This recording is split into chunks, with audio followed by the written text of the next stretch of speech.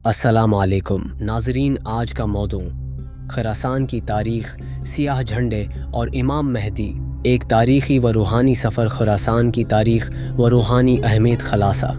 खरासान एक ऐसा अजीम तारीख़ी इलाक़ा है जिसने न सिर्फ़ इस्लामी सियासत और जंगों का मरकज़ होने का शरफ़ हासिल किया, बल्कि रूहानियत, इल्म और अखलाक़ी अक़दार का भी गहवारा रहा है।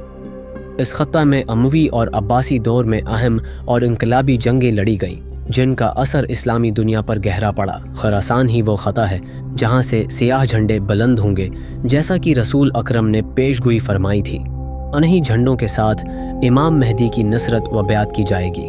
ये तमाम वाक़ात इस सरज़मीन से जड़े हुए हैं। अमवी दौर में खरासान, फतूहात, जंगी और इनकलाबी तहरीकें। तारफ़। खरासान वो तारीख़ी और जोग्राफियाई इलाक़ा है जो मौजूदा ईरान, अफ़गानिस्तान, तुर्कमानिस्तान और वस्ती एशिया के कुछ हिस्सों पर मुश्तमिल था। अमवी खिलाफत के दौर में ये इलाक़ा इस्लामी फतूहात, जंगों और सियासी व समाजी कशमकश का मरकज़ बन गया। खरासान की फ़तह। इस्लामी फतूहात के सिलसिले में हज़रत उमर के दौर से ही खरासान का रख किया गया, मगर मुकम्मल फ़तह अमवी दौर में हुई। सैयदना क़ैस बिन हीसम और अब्दुल्लाह बिन आमर ने उस ख़त्ता में महमात सिरकें, मरू, नेशापोर, हरात, बलख, बखारा, समरकंद जैसे अहम शहर इस्लामी सल्तनत में शामिल हुए। अमवी दौर की इंतज़ामी हकमत अमली। अमवी खलीफा अब्दुल मालिक बिन मरवान और वलीद बिन अब्दुल मलिक के अदवार में खरासान में फ़ौजी और शहरी इंफ्रास्ट्रक्चर मजबूत किया गया। गवर्नर कतैबा बिन मुस्लिम अल-बाहिली ने सुनहरी फतूहात हासिल की। उन्होंने चीन की सरहदों तक इस्लामी सल्तनत को फैलाया। कतीबा बिन मुसलिम के कारनामे, बखारा, समरकंद, खजंद, फरगाना की फतूहात, मकामी लोगों के साथ हुकमत और नरमी से सलूक, मस्जिदें, बाजार और कलाए तामीर कराना। नसर बिन सियार का दौर। खरासान के आखिरी अमवी गवर्नर मामला फ़हम और सियासी दानिश से लबरेज़, मगर बनु अब्बास की तहरीक को न रोक सके। उनका मशहूर शार तारीख़ में इनकलाबी निशानी बन गया। तर्जमा: मैं राख के नीचे चंगारी देख रहा हूँ, शायद वो भड़कने को है। मकामी कबाइल और गैर अरबों की बेदारी। खरासान में मुख्तलिफ कबाइल जैसे यमानी, मुज़र, रबिया, अज़द वगैरह के अंदरूनी इख्तिलाफ़ात, मवाली का शऊर, तालीम और अहल बीत से हमदर्दी, यही महरकात अब्बासियों के लिए ज़रख़ीज़ ज़मीन बन गए। सियाह झंडों की इब्तदाई झलक। अगरचा सियाह झंडे अब्बासी दौर में वाज़ेह हुए, उनकी इब्तदाई रूह खरासान की इनकलाबी फ़ज़ाओं में महसूस की जाने लगी थी। अब्बासी इनकलाब, सियाह झंडे और इमाम मेहदी से निस्बत रखने वाली अहादीस। तारफ़। खरासान में अब्बासी इनकलाब का आगाज़ वो तारीख़ी लम्हा था जब इस्लामी दुनिया में एक अजीम सियासी और रूहानी तब्दीली ने जन्म लिया। इस इनकलाब की जड़ें खरासान की इस फ़ज़ा में पंपें जहाँ अमवी खिलाफत से गैर अरब मुसलमानों की नाराज़गी, माशरती आदम मुसावात और सियासी नाइंसाफ़ी अरोज पर थी। इस ख़त्ता में एक ऐसी तहरीक ने जन्म लिया जिसने न सिर्फ अमवी हुकूमत का तख्ता उलट दिया, बल्कि खिलाफत की बागडोर भी बनु अब्बास के हाथों में थमा दी। अब्बासी तहरीक की बुनियादें। अब्बासी तहरीक अहली बीत से निस्बत रखने वाले बनु अब्बास के ज़रिए शुरू हुई, जिन्होंने इमाम हसन की औलाद में से अपना नसब बयान करके खिलाफत का हक जताया।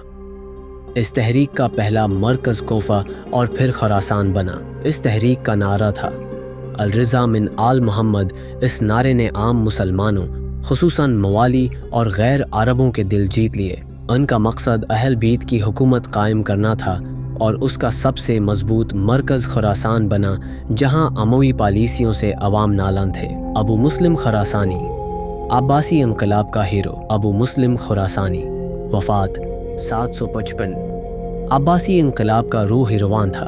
उसे अब्बासी दाइयों ने खुरासान भेजा, जहां उसने मकामी आवाम, कबाइल और मवाली को मुत्तहद करके एक ज़बरदस्त इनकलाबी लश्कर तैयार किया। अहम इक़दामात: सियाह लिबास और झंडे अपनाना, खरासान के मुख्तलिफ कबाइल को साथ मिलाना, अमवी गवर्नर नसर बिन सियार के ख़िलाफ़ मुसल्लह बगावत। सियाह झंडों की रूहानी अहमियत। रसूल अकरम सल्लल्लाहु अलैहि वसल्लम की एक मशहूर हदीस में तर्जमा: जब तुम सियाह झंडे खरासान से निकलते देखो तो उनकी तरफ आ जाओ, क्योंकि इनमें अल्लाह का खलीफा मेहदी होगा। मुस्नद अहमद इब्न माजा। हदीस में सियाह झंडे खरासान से निकलने वाले एक अजीम लश्कर की अलामत हैं। अगरचा अब्बासी तहरीक ने सियाह झंडे अपनाए, لیکن بعض علماء کے مطابق ان احادیث کا اصل مصداق امام مہدی کے ظہور سے قبل کا لشکر ہوگا۔ عباسیوں نے اپنے سیاسی مقاصد کے لیے ان احادیث کو استعمال کیا۔ عباسی حکومت کا قیام۔ ابو مسلم کی قیادت میں عباسی لشکر نے 750 میں اموی خلیفہ مروان دوم کو شکست دی اور عباسی خلافت قائم ہوئی۔ پہلا عباسی خلیفہ ابو العباس الصفاح بنا۔ ابو مسلم کی شہادت۔ بعد ازاں خلیفہ المنصور کو ابو مسلم کی مقبولیت سے خطرہ محسوس ہوا اور اس نے ابو مسلم کو قتل کروا دیا، مگر خراسان کی عوام کے دلوں میں ابو مسلم کا مقام آج بھی زندہ ہے۔ عباسی خلفاء اور مہدی کا دعوی۔ عباسی خلفاء نے اپنی حکومت کو مذہبی جواز دینے کے لیے امام مہدی کی نسبت اپنائی۔ خاص طور پر خلیفہ مہدی 755 تا 785 نے اپنا لقب المہدی رکھا۔ عباسی خلفاء اہل بیت سے اپنی نسبت کو ظاہر کر کے امام مہدی کی پیشگوئیوں سے فائدہ اٹھاتے رہے۔ خراسان کا روحانی مقام۔ خراسان میں کئی روحانی شخصیات پیدا ہوئے۔ امام فخرالدین رازی، شیخ ابوال فضل سرخسی، ابو سرید ابوال خیر، یہ سب شخصیات اسی خراسان کی علمی فضا میں پروان چڑھیں۔ موجودہ دور میں حدیث کی تعبیر۔